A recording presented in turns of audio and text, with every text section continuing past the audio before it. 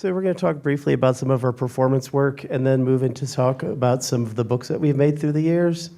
To sort of put context around the coffee book that's in the collection here. This is a performance still from when we were in Portland, Oregon at the TBA Festival. We dug 2 graves side by side, and we got down to the bottom of the graves. We dug a tunnel so you could hold hands at the bottom. This was the second time we mounted this piece. We'd done this piece. This is from 2010 and 2008. We did this piece in Switzerland and weren't really planning on remounting the piece. But Kristen Kennedy at the Time-Based Arts Festival really, really interested in having us do it again. So we agreed and found out why Portland clay is called Portland clay, because the ground there took a pickaxe for us to dig the graves.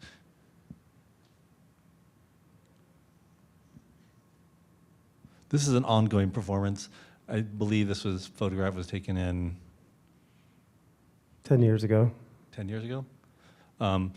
The piece started in 2003 and is still continuing. We started with a single chain of crochet and then began simultaneously adding to it on each side. So the longer we work on it, the further we can actually get away from one another. The piece will continue until one of us can't crochet anymore, ostensibly because the other person has died, and then the other has agreed to unravel the piece. This piece only takes place in public. It only takes place together. We don't do it at home, so it's always a performance. And because of that, the piece will also, when it's disassembled, will have to take place in public. So this is a book that's a document of a performance that we did where we sat next to each other and sewed our clothes to each other and then cut them apart and repeated it. The thread that ties them is the same thread that we used in the books. A lot of our work is about this accumulation of time and material and reference to how it is a result of the body's work, and of the presence of the body in the work is always super important. I think some of that is, so thinking about the pandemic and this work, our work started very much in, like, really close to the end of the AIDS crisis and is really involved with another global pandemic. So when the pandemic came up, it was really a flashback to a lot of things that we had seen and gone through.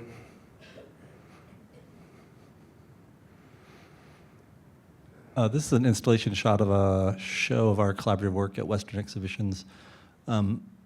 Those really long sort of columns on the wall are actually Polaroids that are divided into 4 pieces.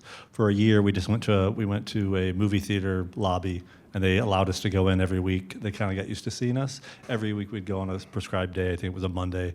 We get our picture taken. We'd save it. We'd date it on the back, and we assembled them into books. And there were 4 of them. Sort of, we didn't want to do a calendar. We wanted something that made reference to cycles and seasons. So there's 4 of them that are sort of accordion folded in between metal covers that were engraved with the dates.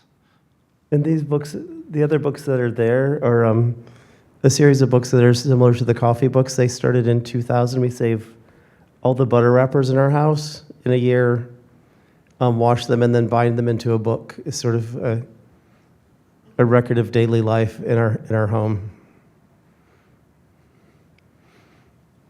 These are some very large books, about 4 foot wide by about 2.5 feet when they're open. They're silhouettes of the 2 of us that stare at each other across the gutter of the page. I think we've done 7 or 8 of these. 9. 9 in total.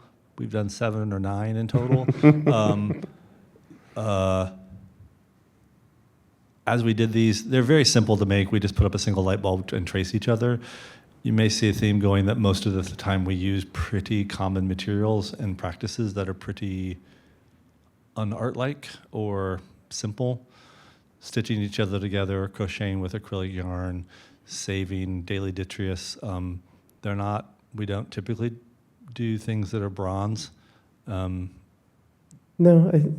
just looking at the clock, we should probably move through some stuff. These are some more examples of the butter books. Here we get to the coffee books.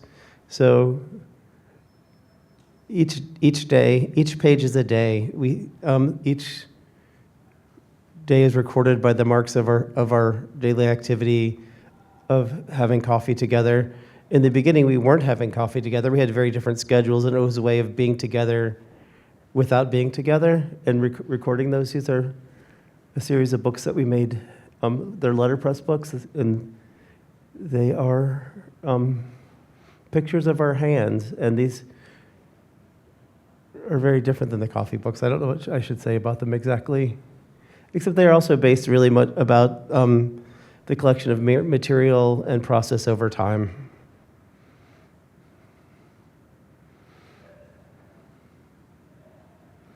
This is the show that we had at Western Exhibitions that was closed a few days after it opened because of the lockdown in the city. And this work stood there by itself with no one able to see it. And a lot of this work, this is a quote from The Makings of America by Gertrude Stein, and it's about what history is. It's generations and generations and generations of humans living together, of their bodies together, of eating together and cleaning together and being together. This was also in that exhibition. These are paper cut silhouettes of us. In the middle are two piles of origami cranes that sort of are like cairns. Did I say that correctly? Sort of graves. And this was what work was put in a box and taken out once COVID was over and burnt and put into a funeral urn. This is the first show that we had after COVID at the Hyde Park Art Center called Living, Loving, Repeating. And these cranes, again, were once burnt. So the first slide shows a lot of our silhouettes of our body, a lot of body contact. The importance of human contact was really important and really brought to foremost during isolation and lockdown. We weren't sure the show would actually stay open, so we made a video projection that you could see from the outside of the building.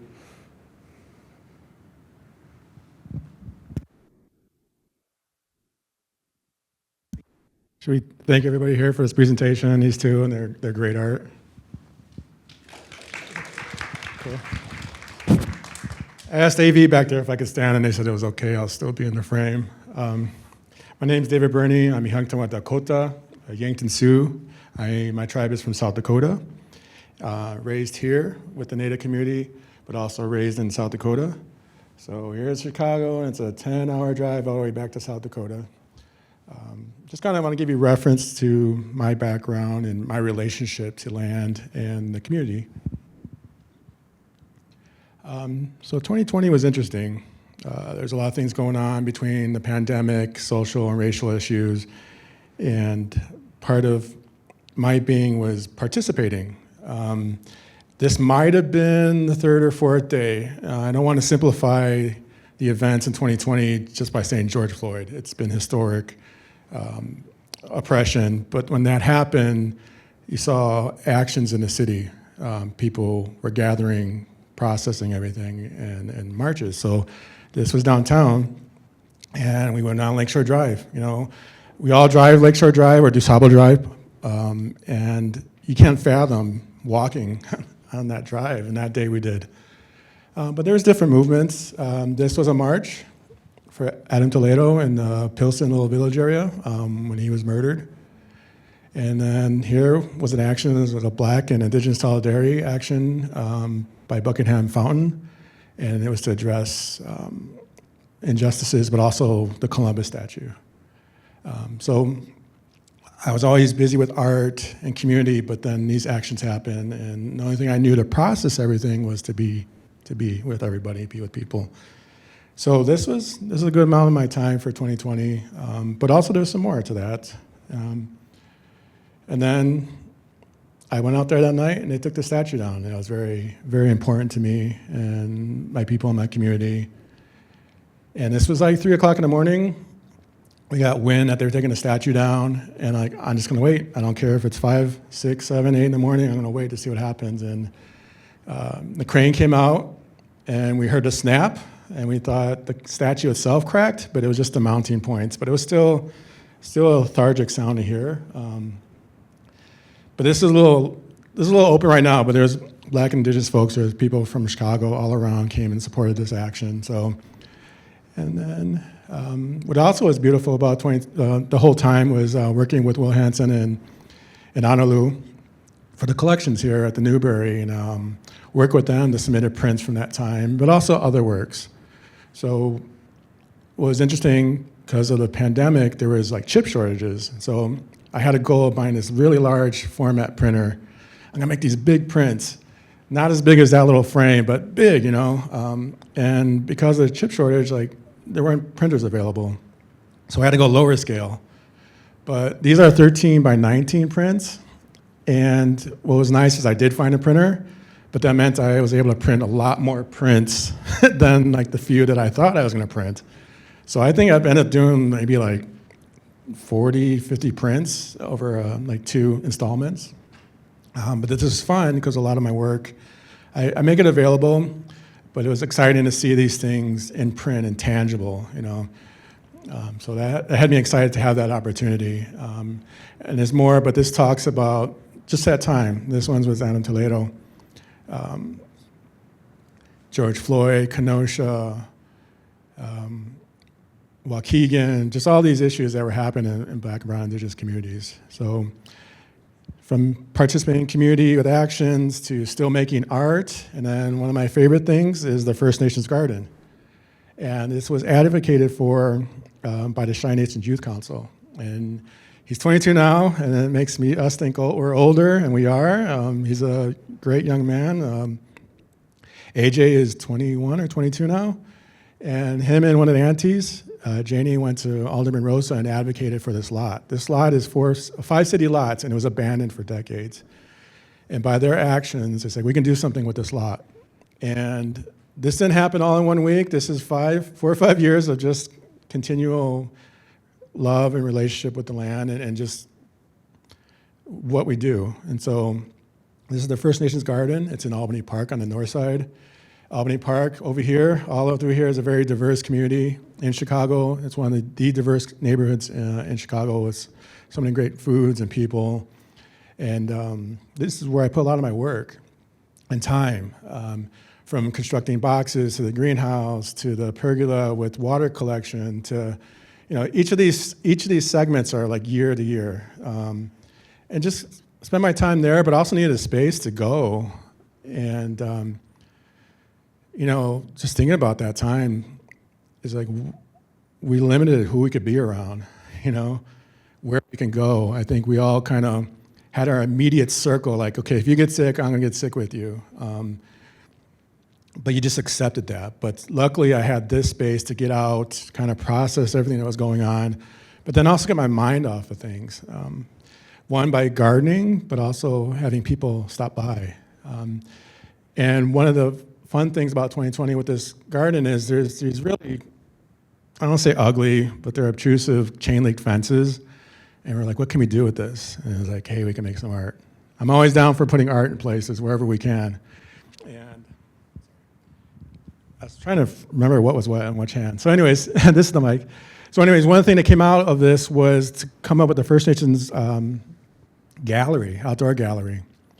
And so what we did is we had 15 artists, different backgrounds, different genders, different part of the city, to talk about what's their relationship with land. And so these are just basic 4x8 wood panels you can buy from Home Depot, Lowe's, and as long as they had some paint and brushes, and like just put your idea to the canvas. And so we asked them, what's your relationship with land? And in most societies and most communities, it's matriarchal. So like I said, you can see it online. We have pictures, and like there's 15 panels here, and then it created a really good presence on Pulaski. Pulaski's right here, and Wilson's over here. But we had people stop by like, oh, I know that space. I drive by there every day, and I'm happy to see this art. I'm happy to see the colors and representation. And it was a very easy project. But what was interesting about this time is we were still distancing. So I thought, oh, this will be a month project. It ended up being like 2-3 months because we had the space. You know, everyone, you know, wherever we went, you know, we were talking about 6 feet distance. And so we did have artists, but we had these big tables, and they were like 20 feet apart, and I didn't get too close to them, and I let them do their art. So this was an interesting time. It allowed artists who couldn't get into their galleries, their studios, or the mixed-use spaces to come out and do what they love. So, and let's say Toksha, it's a Dakota word for later. We don't have a word for goodbye. It's we'll see you again somewhere, some way. So yeah, that's pretty much it.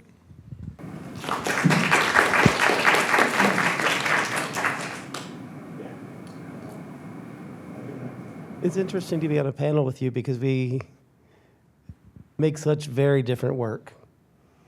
Like, our work is really about intimacy and sharing our private lives. And your work is very public and very activist. But I think it's interesting to see how we both took really different responses to the pandemic.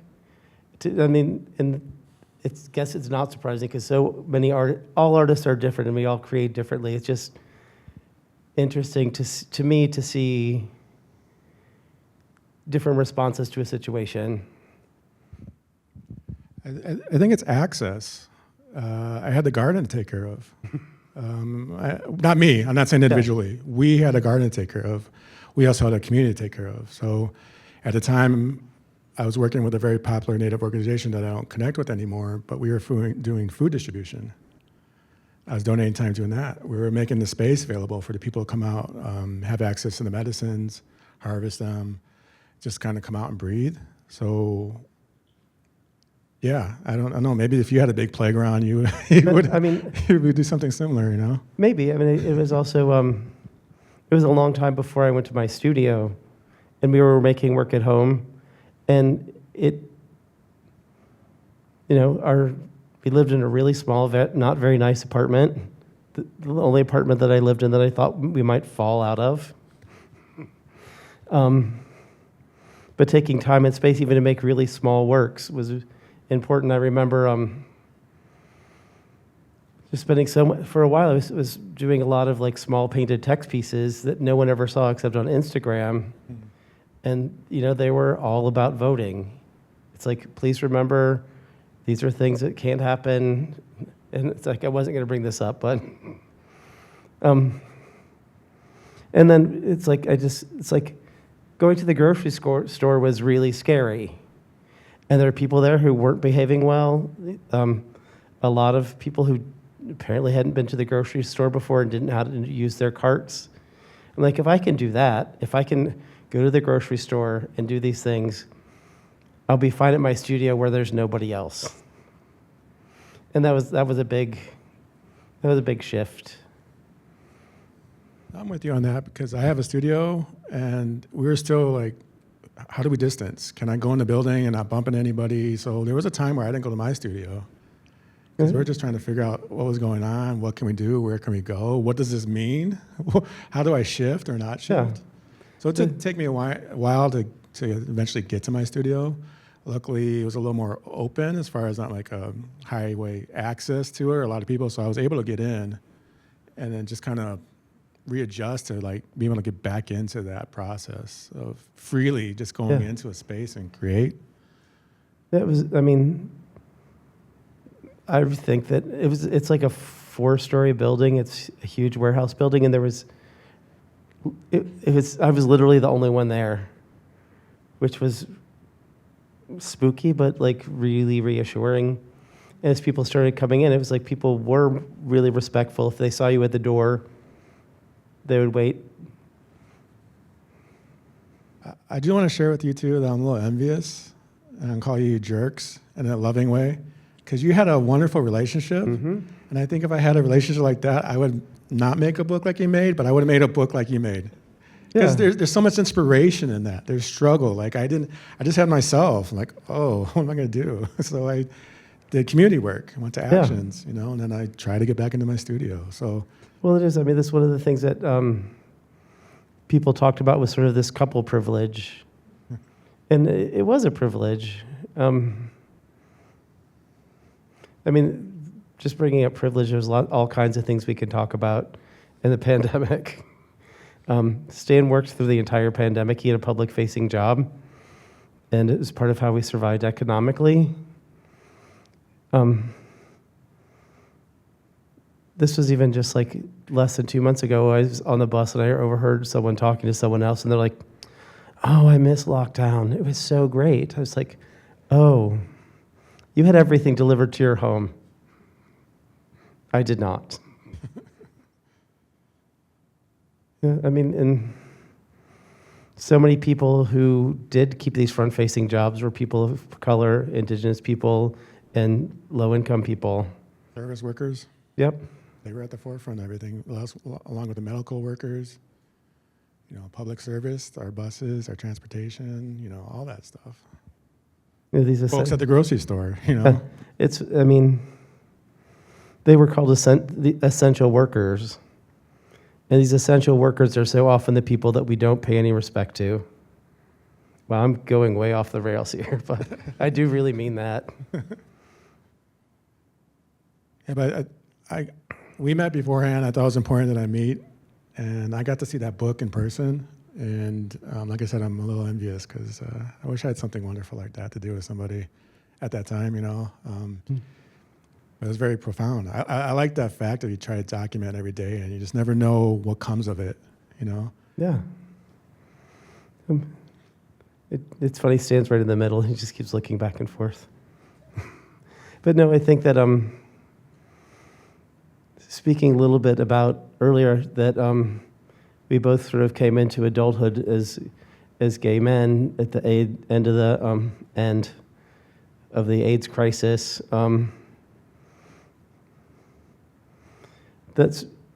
I did not know how much it would color my life and my art. It's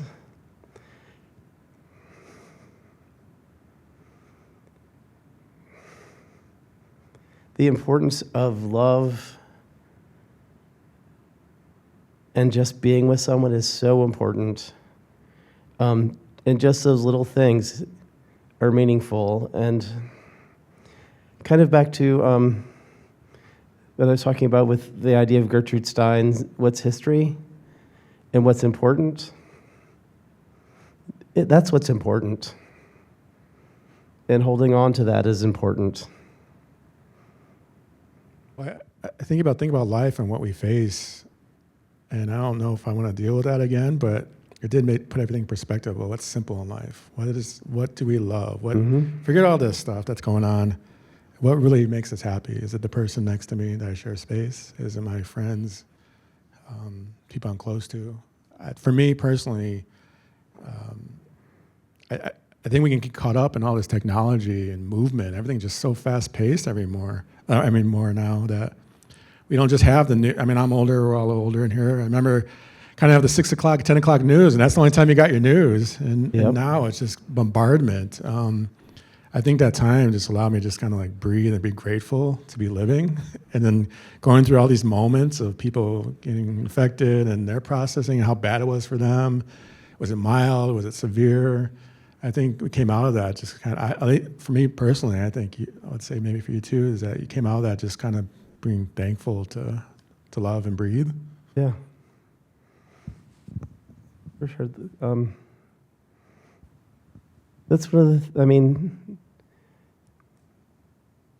the whole world went through a really, really hard spot. It was scary, and so many people died. Hopefully there are some lessons that can be learned from that. Paid at a high price, but just knowing or just remembering that sitting and breathing and being with someone and seeing the sunshine are important. Also the other things like wearing a mask when you have a cold are also important. Having a garden is really nice. It is. It's an incredible thing to be able to have some place to go that's outside, but also just have the daily ritual of like weeding and planting and tending to, and the subtle changes that in a month all of a sudden you're like, oh my God, I can't believe how big the tomatoes have gotten, or I can't believe I was supposed to get over there to do something with the beans and I didn't thin them out. Now, look at them, they're all leggy, and It's really, I don't have a vegetable garden. We have a place where you can plant flowers, but it's one of the really nice things that daily to go out and just water almost daily, but also just weed and sort of futz with every day in a way that isn't on a necessarily really harsh time schedule. Seems really as though nothing's really happening, and then 2 weeks later, like you're like, I cannot believe that the morning glories are like over the fence and they've pulled that other thing down, and I don't know how they did it, but they did. And yeah, I drive past the garden, or used to quite often, and so it was fun to see it incrementally change from like not much going on to like, oh my God, there's another structure slowing down. Oh, I should pay more attention. What's going on? But it was fun to see those things gradually shift over time, and I'm hoping that you get that area for a while. Do you have any ideas how long you? Yeah, so the advocacy of Shy Nations and with the community members advocating for the space we're working with Neighbor Space, and it's in trust. It'll be in trust for 99 years, as long as someone from the community is managing it. So this was just last year. So we were still going through the pandemic and just wondering about politics. Like we weren't sure if it would be protected. We're like, we're gonna sit here and something happens, we're not leaving, right? And we got that protection of putting into trust. But going back to what you're talking about, what I love about the space, it teaches you to be humble. You know, we're humans, we're arrogant. We dominate this world, right? But here are these plants and creatures that come and visit us and remind us we're part of this bigger structure and cycle. And you're talking about the bulbs that you're going to plant for next spring, and we were talking about that love and pain of, will these grow? Will I do these properly? Are well enough to give them enough nourishment? And if they don't, then you accept that loss, right? So it was interesting to have the garden during that time, because one, it allowed me to just breathe, but also allowed me to engage with folks in whatever way we could that wanted to get out as well, you know, whether it's families in the neighborhood, whether it's people we know in our immediate circles. They came out because they're like, we got to get out of our house. We want to get some air. We want to see some plants and bees and butterflies and all that, and do some labor, do some work, feel the ground with all this craziness that's going on. So I felt for us as our direct community, they call us a handful of gardeners, and we kind of throw our fist at it, but then we accept it as a badge of honor. But we hold down that place for people. Just like you driving by, just even the little increments of that. You driving by and you showing me that story, that makes everything that we do worthwhile. So, Well, I think it's such an act of optimism to plant a seed. There's so much hope involved in what will happen and so much risk. But in the end, it's like you don't do that if you don't see a future. And I think that's starting a garden in a pandemic is really a great metaphor for saying, like, I think I see a future. well, our goal is when we're long gone and we're plant food, that's going to grow beyond us and reclaim the space for what was in Chicago pre-capitalism and construction. So, yeah.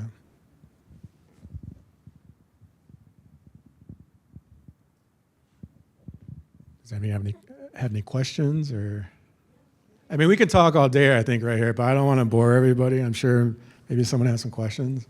Yeah, we can start. Let me just get a mic.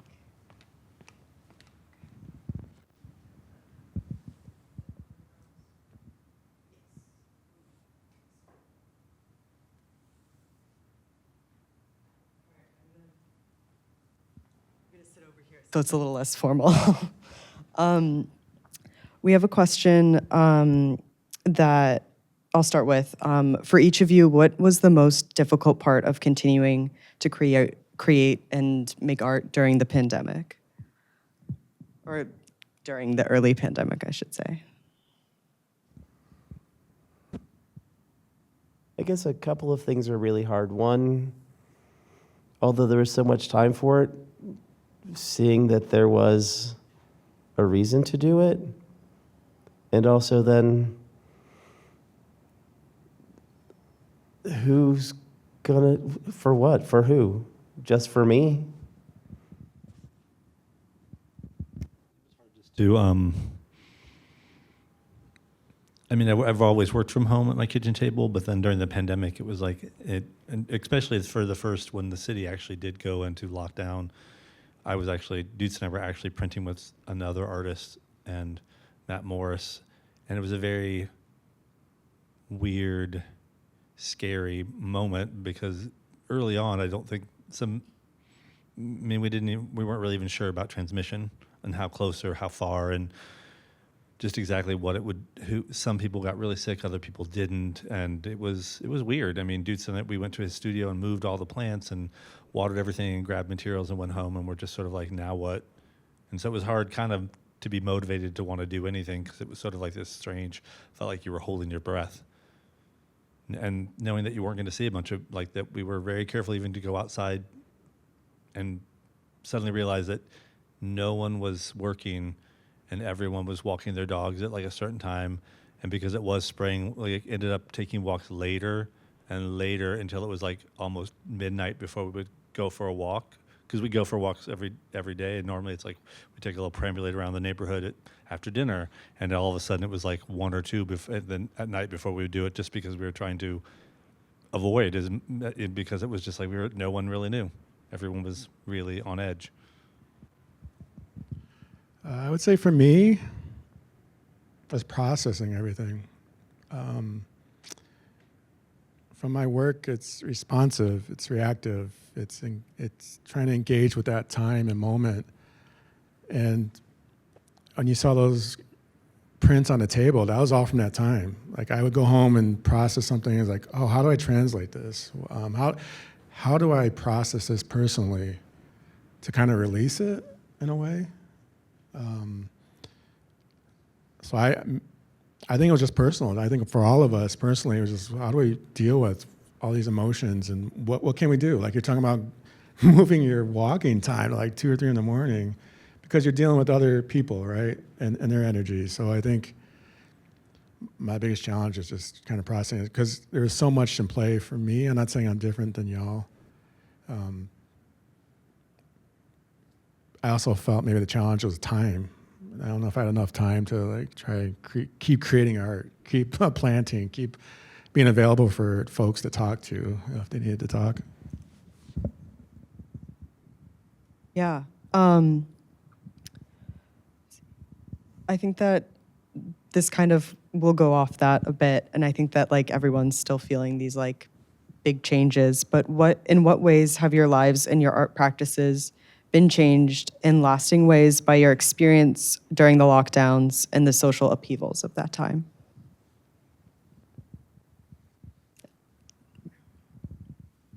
Honestly, nothing's changed. For me as an Indigenous person, in my community is Black, Brown, Indigenous, from all backgrounds, different genders, different identities. To me, it just came to light what I've been trying to tell folks and share with folks. And it allowed people to understand, to have something tangible, to realize, oh, that's what he's talking about. Or let me ask David questions. Ask community questions. So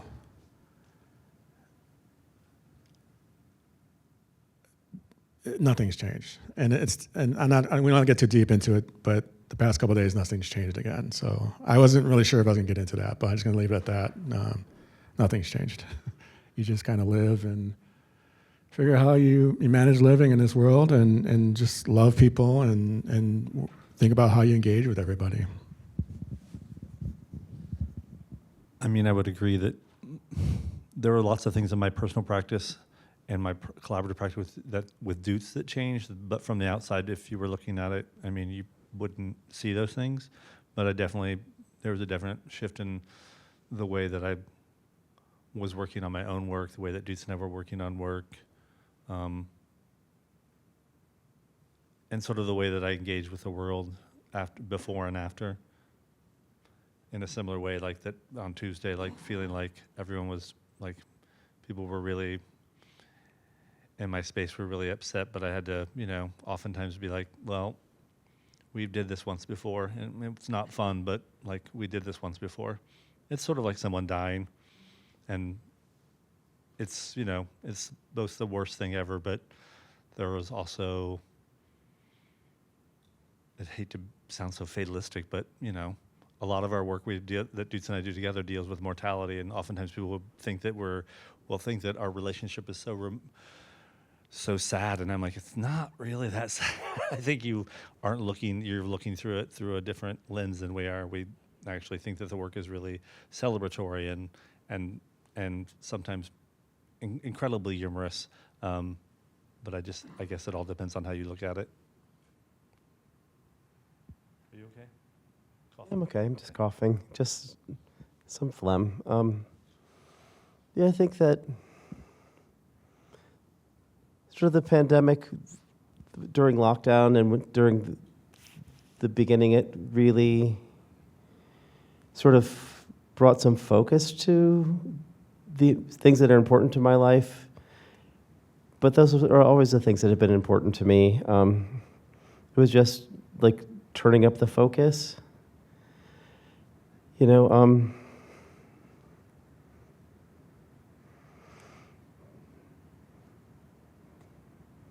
Growing up as a homosexual man in like suburban Illinois, I never thought that I would be able to own that. And it seems as if like it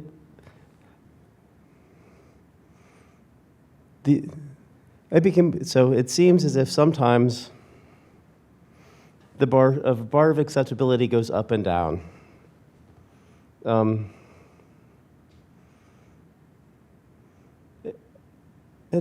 there's something about I don't know. Just understanding that I'm not of my culture is my culture and my person is who I am. I'm going to show that to the world, and just sort of became more defiant in some ways. It's like, that's who I am. So I'm going to be, and if it makes you uncomfortable, good. Like, really, some people need to be uncomfortable.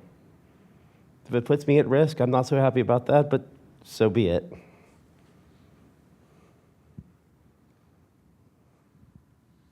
Just real quick, that's a really good point. Not that we're afraid who we are, but I do feel in that time, I felt community and love to express myself more freely, where at other times you're worried about the system, you're worried about the patriarchy, right? And you always are defiant, you're persistent, and you love yourself. But I agree with you, at that time, I felt a little more liberated to freely express myself.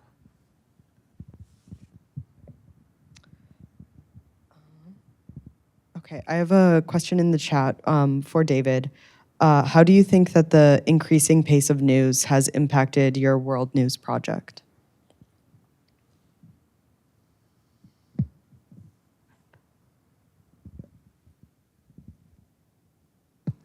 Well, what I discussed earlier, we're just bombarded with news. We don't even have a break to like process the news. I think what we all have to deal with is the source of those news pieces and the depth of the research that they've done. What view is this coming from? And I want different views, but I don't want this commercialized view. Tell me what you think about taxes or policies.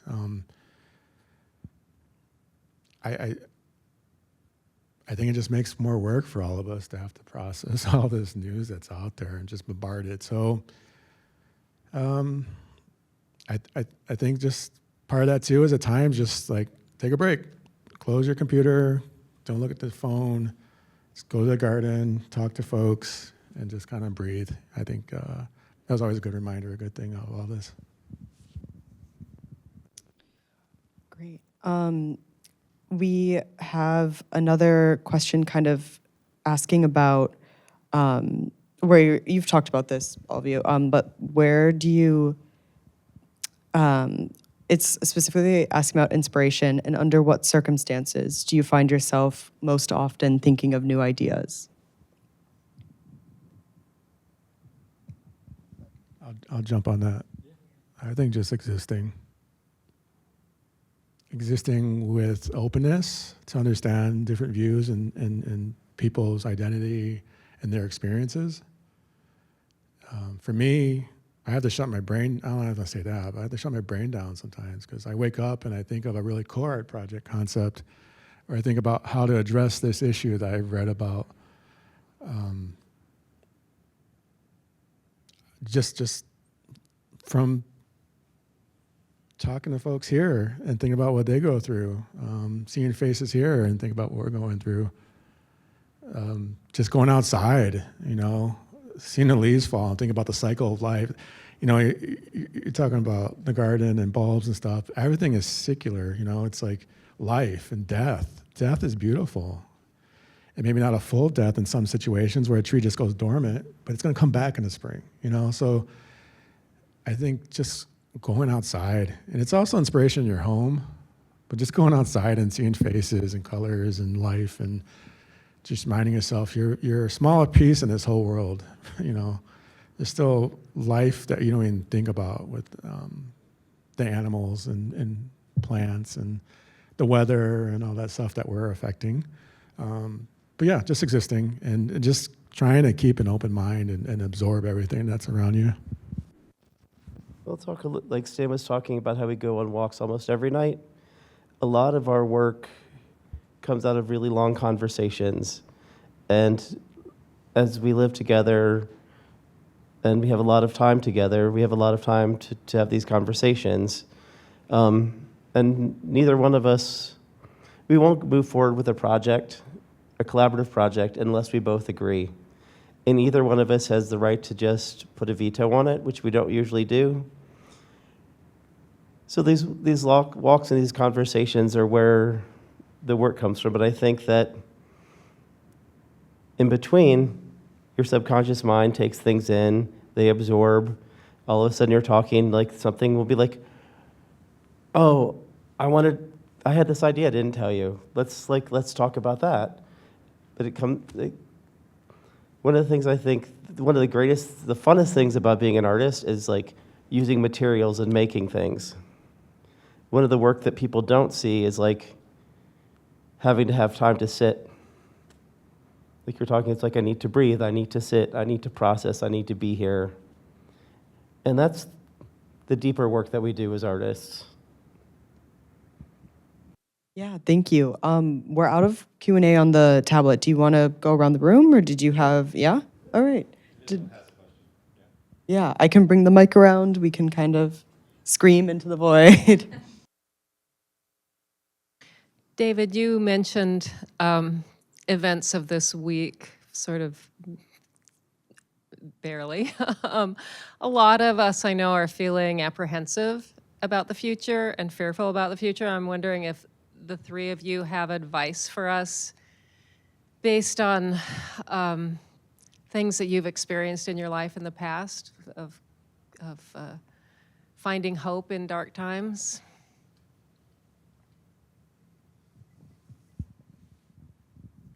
I think it's just continuation of this the topic. You know, our discussion is, I think they asked me what was my inspiration out of all this, or what has changed. Nothing's changed. You still got to live. You still got to advocate for your families and your friends and your community. I think it's just a matter of finding some well-being, finding a way to process everything, and finding a way to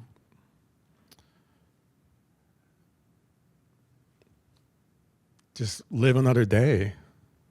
Think about tomorrow. Think about the people that need you and what impacts you have with the people that are around you. And if you're gone, you know, if we lose somebody, what happens? You know, we'll still live. Yeah. It's a struggle. It's a struggle. I think remembering that there's still going to be joy and that there's still going to be hope. Finding a way for yourself to open yourself to your community, to be available for people who need you. I think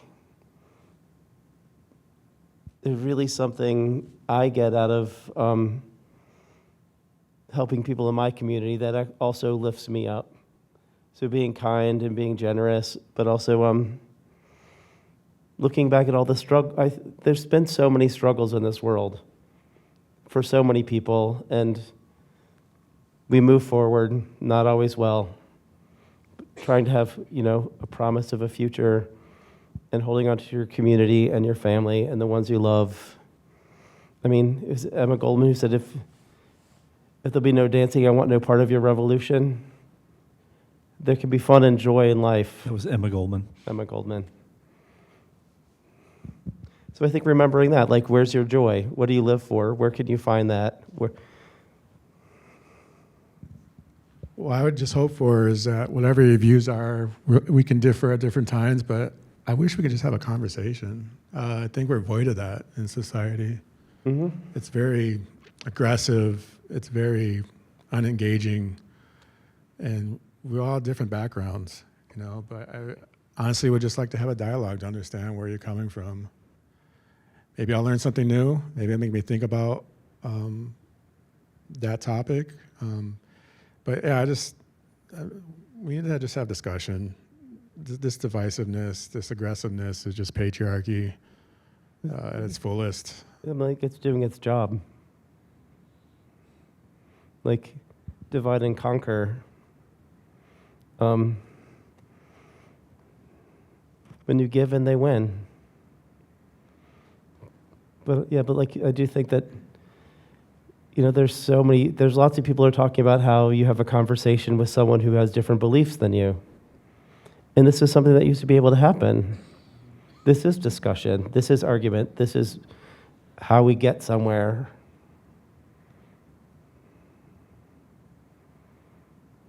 I like what you said about thinking about tomorrow, thinking about the happiness, thinking about the people that are around you and love and the challenges that we face, but more importantly, just growing as an individual. No matter what age we are, we're still learning about ourselves. We are. But I say that, but it's also, it's personally like, but also maintaining realism. I think it's real for me that, like, I'm a type 1 diabetic. People want to really change healthcare. And as a poor artist, like, if I have to, like, pay full price for all of my medications just to live, I don't know how that will happen.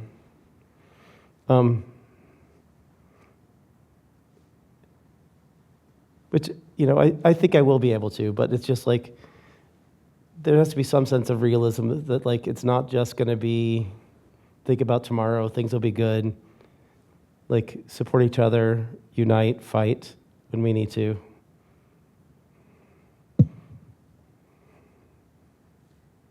Any other questions? Early in the pandemic, I read about Native American communities that lacked medical resources to deal with the pandemic.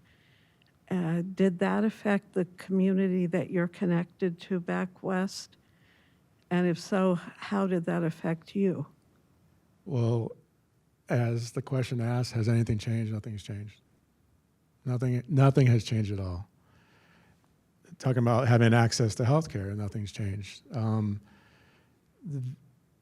can't speak for all tribes, but my experience, I think I can speak for a majority of tribes, is the healthcare is horrible on reservations. Tribes had to advocate for themselves and shut reservations down, because you would still get tourists. You get still people that are defying protocols. And because also you have to think about a couple things with reservations. A lot of them are very rural. So I know in my tribe, to go into town is like 20 minutes, it was a clinic. If I want to go to the hospital, that's an hour drive. Some tribes, it's 2 hours. Alaska, you got to take a plane. But even then, you don't have access. And so nothing's changed. You just, I think, pray for everybody and hope that you try to do the best you can to keep yourself healthy. And to kind of add to your question, I have a community here, Chicago. I have my reservation. I also have friends from all over the United States, from Canada, South America, all over, indigenous people from Africa, all over. You get to meet people and you understand what they're going through. And I honestly, to be honest with you, nothing has changed for all of us. The healthcare is horrible here. It's a capitalistic society. You need some system, but honestly, you can look at us like, oh, poor artists or an indigenous person, gay people. We're all in this together, and healthcare is not good for any of us. So, sorry, not to be gloom and doom, but but thank you for reading about that, because that's very important to understand. There's other people in society and having a lack of resources. So. Thank you all for joining us. Thank you so much to our speakers tonight.